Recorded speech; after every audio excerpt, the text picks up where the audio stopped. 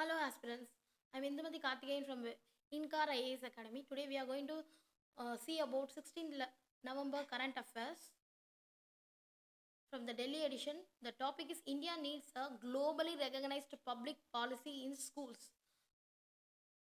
First of all, we must know that the context of the news was that structure of the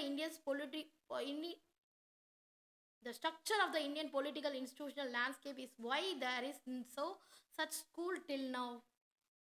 Why is the world largest democracy has yet to produce a world-class public policy institution? Yes, the United States, the European boast of institutions such as the F. Kennedy School of Government, that is Harvard Kennedy School, and the London School of Economics, which trained leaders who shaped not only the national but global governance.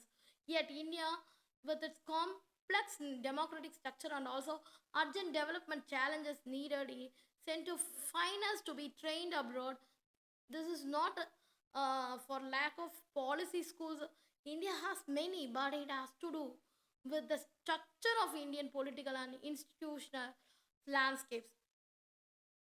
The executive as the reins, that is thriving public policies. Public policy institutions thrive only when they influence power and decision making. However, in India, there are limited access points for the public policy commentators, academics, and civil society groups of influence policy. There is a centralization of decision making power. This is because much of the decision making power is vested in the executive and operational primary through the political elite, government officials, and bureaucracies rather than through a deliberative legislative process. And third thing is the limited oversight by the legislator, that is the executive leading to a fundamentally different policy ecosystem than in other major democracies. When compared to US congressional power, the US Congress power to craft legislation independently of the executive creates space for a thriving policy ecosystem based on the analysis, debate, and also the expertise, with each public representative providing a possible entire point into the deliberative process. When decentralization of policy of ecosystem in the US, the process sustained a vibrant ecosystem policy schools, think tanks, that is the advocacy groups that can secure funding and find paying clients because their analysis and expertise can meaningfully influence lawmaking.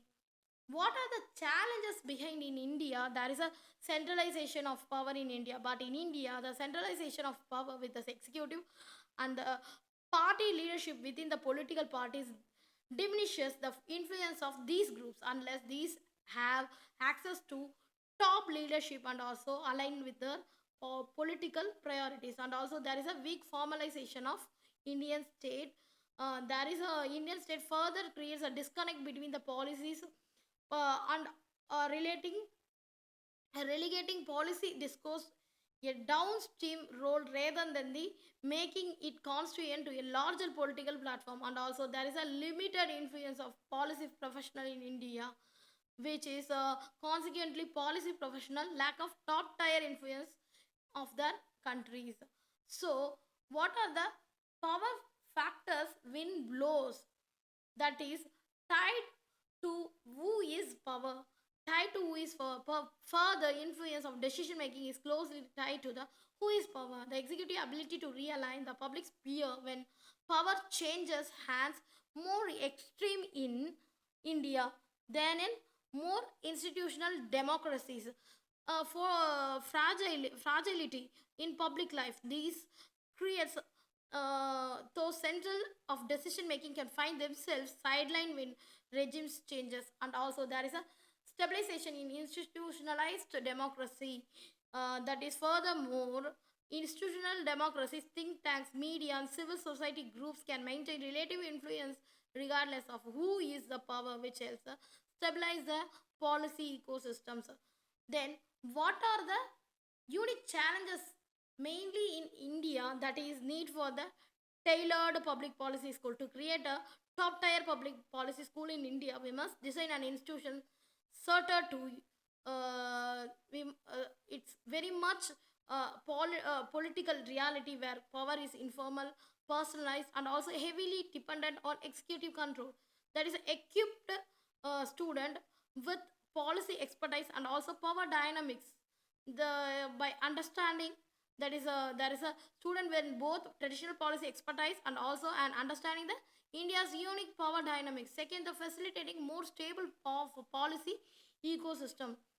Now, we must know what is the curriculum designed for Indian context, navigating informal and power structure, unlike Western policy schools that focus on formal institution and assume straightforward path to influence. An Indian institutional must teach students to navigate a complex web of informal networks, regional power structures, social dynamics, and also mapping how power actually works through the relationship, caste, hierarchies, regional elites, and also the grassroots movements. To learn beyond the policy theory, students need to learn not just a policy theory but also to effectively system where the power is opaque and unevenly distributed, where idealism must meet the pragmatism. There is the ability to adapt the local condition to create the real challenge. And also we must emphasizing the empathy in the leadership development, cultivating empathy for the people most promptly to do good for their country. To school must select for and cultivate empathy for the people of our country, and also avoiding top down dictates, that is too often empathy for the lived reality of people's lives is overlooked and leads up top down dictates that can wreak havoc of people's lives.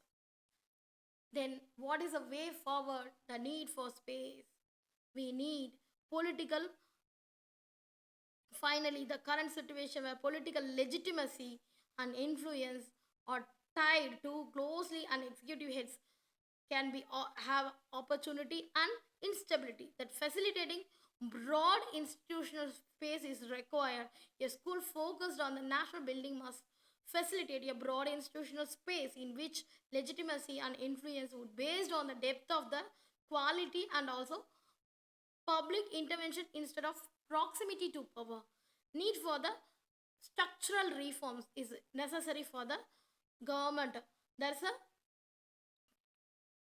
structural reform in our politics and governance, but a foundation could be built through a diverse partnership and the identification of the nation builders across the political spectrum and sectors.